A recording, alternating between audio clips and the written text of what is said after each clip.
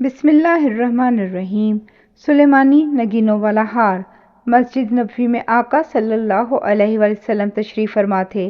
لوگوں کے ہجوم میں بدر کے ایک قیدی کو چھڑانے کے لیے مکہ سے فدیہ کا مال پہنچا۔ لانے والے نے درہم گن کے ایک طرف ڈھیری کیے، وہ 4000 سے کم تھے۔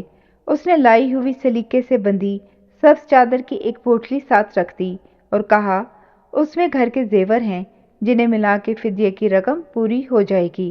پوٹلی کھولی گئی، سبز رنگ کی چادر کھلی تو اندر کچھ سونے کی انگوٹھیاں، کچھ چاندی کے زیور اور ایک نیلے سلیمانی پتھروں کا جڑاؤ سونے کا ہار تھا۔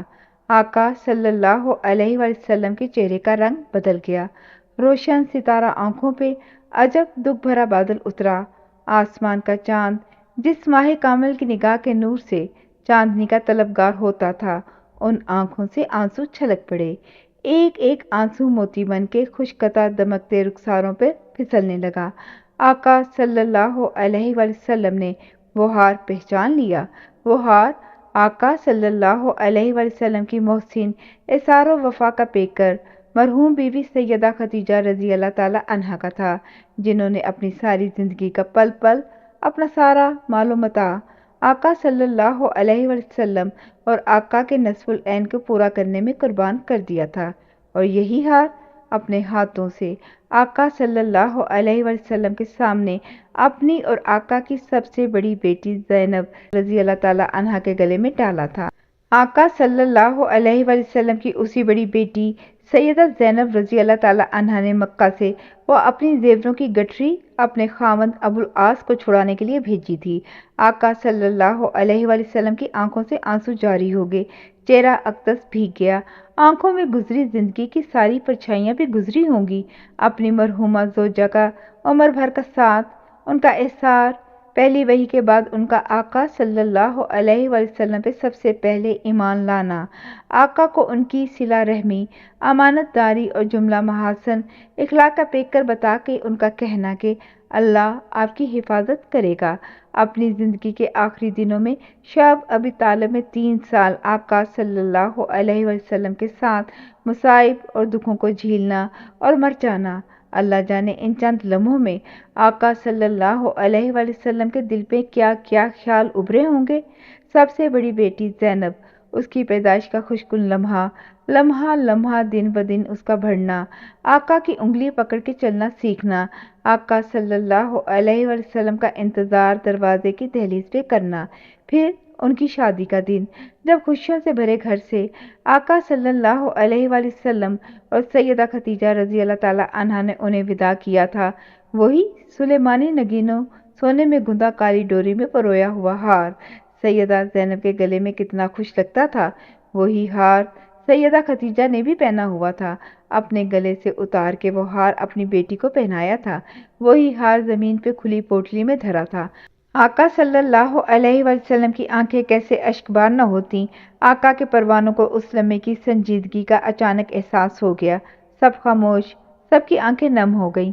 آقا کو اللہ نے آسمان سے وحی کے ذریعے قیدیوں اور مال غنیمت کی تقسیم کے سلسلے میں پورا اختیار دیا ہوا تھا۔ آقا صلی اللہ علیہ وسلم کے پروانے آقا کی ایک پلک کی جنبش پہ اپنی جان و مال، انا سب کچھ قربان کر دینے کے بہانے ڈھونڈتے تھے، مگر آقا صلی اللہ علیہ وسلم نے کوئی حکم نہ دیا۔ آنسو سے بھری آنکھوں سے اسی ہار کو تکتے ہوئے فرمایا، اگر مناسب سمجھو تو اس ہار کو واپس کر دو اور اس قیدی کو چھوڑ دو۔ پروانوں نے دوزانوں ہو کے ادب سے اس پوٹلی کو اسی طرح باندھا، قیدی کو احترام سے لائے، سارا نقد مال اور 7 زیور کی گٹھری اسے تھمائی اور اسے کہا، تم آزاد ہو۔ آقا صلی اللہ علیہ وسلم نے ابو العاص سے ایک وعدہ لیا۔ ابو العاص نے فوراً مان لیا۔ طے یہ ہوا کہ مکہ پہنچ کے وہ سیدہ زینب رضی اللہ تعالی عنہا کو مدینہ بھیج دے گا۔ چند ہفتوں بعد آقا صلی اللہ علیہ وسلم نے زید بن حارث کو ایک انصاری ساتھ دے کے مکہ بھیجا۔ مکہ والوں سے ہوئی تازہ جنگ کے بعد یہ دونوں مکہ کی حدود کے باہر ایک طے کی ہوئی جگہ بطن میں ٹھہر گئے۔ وہاں تک ابو العاص نے سیدہ زینب رضی اللہ تعالی عنہا کو پہنچانا تھا۔ ابو العاص سچا آدمی تھا، وعدہ پورا کیا۔ اپنے بھائی کنانہ بن ربیع کو سیدہ کی حفاظت اور نگہبانی کے لیے ساتھ بھیجا۔ भाई उसका माहिर तीर अंदाज था। उसने कमान अपने कंधे पे डाली, कमर पे तरकश तेज तीरों का भरा, तलवार गले में हमाइल की और सैयदा ज़ैनब को कुरैश की मुअज़्ज़िज़ ख़वातीन की तरह हौज में बिठाया। दूसरे ऊँट पे खुद सवार हुआ और दिन दहाड़े मक्का से मुकर्ररा जगह के लिए रवाना हो गया। सैयदा ज़ैनब रज़ी अल्लाह ताला अन्हा के साथ उनकी कमसिन बेटी इमामा भी थी। अमामा के बाद पैदा हुआ लड़का अली शीरख्वारी के दिनों में फौत हो गया। सैयदा उस वक्त अपने तीसरे बच्चे की उम्मीद से थीं। कुरैश के बदबख्त दुश्मनों को खबर हो गई। वो घोड़ों पर सवार होकर पीछे आए। उनके साथ उनका सरदार अबू सुफियान बिन हर्ब भी था। घुड़सवारों ने लपक के दोनों ऊँट जा घिरे। कुरैश का एक बज़ात हबार बिन असवद अपने घोड़े को ईंट देकर नेज़ा घुमाता हुआ सैयदा ज़ैनब रज़ी अल्लाह ताला अन्हा के ऊँट की तरफ लपका। कनाना बिन रबी की कमान में तीर रखा हुआ था। ऊँट से उतरा, कमान खींची और तीर छोड़ा। बदरा हबार बिन असवद तो बच गया, मगर उसका घोड़ा जख्मी होकर गिरा। कनाना बिन रबी की कमान से दूसरा तीर गिरे हुए हबार के ऐन सीने पे छोड़ा जाने वाला था कि कुरैशियों का सरदार दुश्मन रसूल अबू सुफियान बिन हर्ब लपक के आगे आया और बोला, मेरी तजवीज़ सुनो। कनाना गुस्से में भरा हुआ था। उसके तरकश में ताक़ुब में आए सब लोगों की तादाद से कहीं ज्यादा तीर थे। अबू सुफियान बिन हर्ब के सीने समेत उसने कमान का रुख हबार की बजाय सरदारों की तरफ कर दिया और बोला, बोलो। अबू सुफियान बिन हर्ब का हल्क खुश्क हो गया। सहम के बोला, बरखुरदार, हम बेटी को उसके बाप से जुदा नहीं करना चाहते, मगर तुम्हारी दिन दहाड़े ये हरकत नाकाबिले बर्दाश्त है। अगर रात के अंधेरे में तुम ले जाते तो और बात थी। मक्का में और इर्द के सारे कबाइल में हमारी आबरू पहले ही मिटी हुई है। हमारी और बदनामी होगी इस तरह। मेरा मशवरा है, अभी मक्का वापस चलो। चंद दिन बाद किसी रात उन्हें लेकर चले जाना। हमारी ज़रा साख बनी रहेगी कि हम दुख्तरे रसूल सल्लल्लाहु अलैहि वसल्लम को वापस ले आए। और ये तीर का रुख मेरे सीने से हटाओ। कनाना अभी तक तैश में था। उसके गुस्से की एक वजह यह भी थी कि बदकमाश हबार ने नेज़ा लेकर अपने घोड़े से सैयदा के ऊँट को डराया था, जिससे सैयदा का ऊँट गिर गया था। हौज पे बैठी सैयदा ज़ैनब रज़ी अल्लाह ताला अन्हा भी नीचे गिरी थी। सर पे चोट आई, हामला थी, बच्चे को भी नुकसान हुआ। अबू सुफियान बिन हर्ब के बार बार इसरार और वादों पे कनाना ने कमान का रुख बदला और सैयदा ज़ैनब रज़ी अल्लाह ताला अन्हा को फिर से सवार करके मक्का लौट गया। कुछ दिनों बाद सैयदा ज़ैनब रज़ी अल्लाह ताला अन्हा के तीसरे बच्चे की वलादत की बजाय अस्कात हो गया।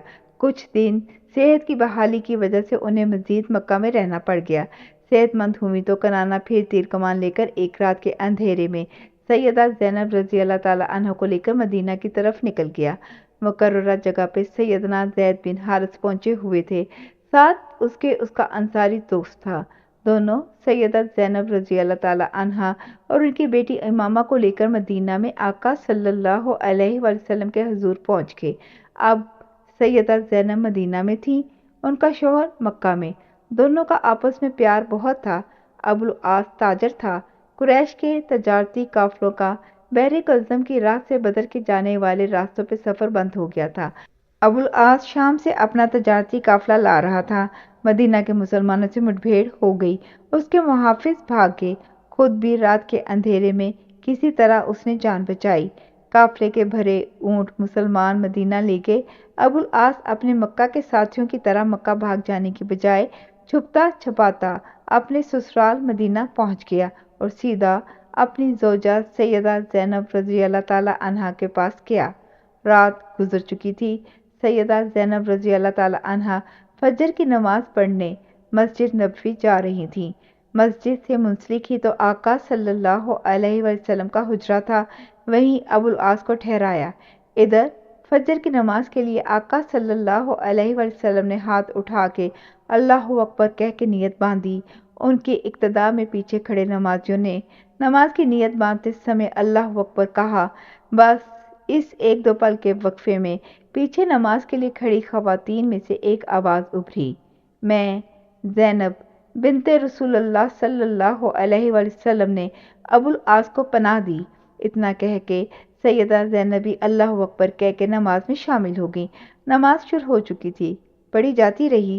آقا صلی اللہ علیہ وسلم نے مکمل نماز پڑھا کے سلام پھیرا اور مڑ کے نمازیوں سے پوچھا، لوگو، میرے کانوں نے جو آواز سنی، کیا تم نے بھی وہ آواز سنی؟ اس ذات کی قسم جس کے قبضہ قدرت میں میری جان ہے، مجھے اس کے علاوہ کچھ علم نہیں، صرف وہی سنا جو تم نے سنا۔ یہ سمجھ لو کہ مسلمانوں کا ادنا سے ادنا شخص بھی کسی کو پناہ دے سکتا ہے۔ اب جب کہ مسلمان خاتون کسی کو امان دے چکی ہیں تو اس کو تسلیم کرنا ہر مسلمان پر لازم ہے۔ وہ لوگ جو ان کے قافلے کا مال چھین کے لائے تھے، انہوں نے احترام، پناہ اہل بیت، وہ سارا مال و اسباب بھی ابو العاص کو واپس کر دیا۔ ایک ایک کوڑی، ایک ایک دھاگا تک ابو العاص کو پھر مل گیا۔ وہ سوچنے لگا کہ یہ کیسے لوگ ہیں، یہ کیسا اخلاق ہے۔ اندر دل میں تو اسی دن اس نے کلمہ پڑھ لیا تھا، مگر الامین کا داماد تھا، اس کے ذمہ مکہ کے لوگوں کی تجارتی قافلے کے مال کی صورت میں امانتیں تھیں۔ سارا تجارتی مال و متاع واپس لے کر مکہ گیا، جس جس کا جتنا حصہ تھا اسے ادا کیا، جو جو جسے دینا تھا دیا۔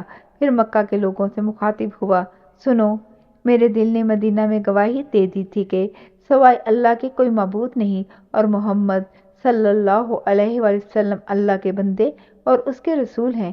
اعلان پہلے اس لیے نہ کیا کہ کوئی یہ گمان نہ کرے کہ میں نے تم لوگوں کا مال کھانے کے لیے یہ سب کیا۔ اب جب کہ تم سب سے سارے حساب چکتے کر دیے اور میں تمہاری امانتوں کے فرض سے سبکدوش ہوا، تو اب اعلان کرتا ہوں کہ میں مسلمان ہوں۔ یہ سب کہہ کے ابو العاص رضی اللہ تعالیٰ عنہ اپنی دمکتی دھولی ہوئی اجلی روح کے ساتھ مسکراتا ہوا مکہ سے ہمیشہ کے لیے ہجرت کر کے مدینہ آ گیا۔ مدینہ میں آقا صلی اللہ علیہ وسلم کے گھر میں ان کی زوجہ سیدہ زینب رضی اللہ تعالیٰ عنہا وہی اپنی والدہ کا پہنایا ہوا ہار اس بار اپنے جلیل القدر باپ کے ہاتھوں پہن کے اپنے خاوند کا استقبال کر رہی تھی۔ جاری ہے، جزاک اللہ خیر۔